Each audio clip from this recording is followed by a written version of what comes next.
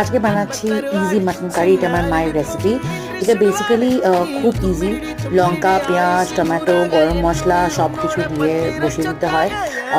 আদা রসুনের পেস্ট, শুকনো লঙ্কা, হলুদ, ধনে গুঁড়ো, এখানে ভাজা জিরে ইউজ করেছি। নুন আর চিনিটা তোমাদের স্বাদ মতন দিও। আমাদের একটু নুনটা বেশি হয়ে গেছিলো আজকে। সর্ষের তেল ইউজ করেছি, তোমরা সাদা তেলও ইউজ করতে পারো।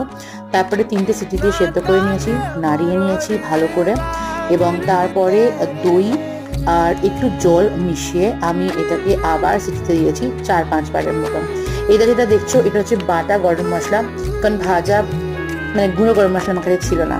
3 কাপ জল দিয়ে আবার বসিয়ে দিয়েছি। এবার আমি 4 থেকে 5টা সিটি দিয়েছি যাতে একদম নরম হয়ে যায়। তারপরে ভালো করে ফুটতে দিয়েছি অলমোস্ট 5 to 7 মিনিটস। ধনে পাতা দিয়ে, রুমালি রুটি, স্যালাড দিয়ে সার্ভ করেছি রাফিকে। I really hope he liked.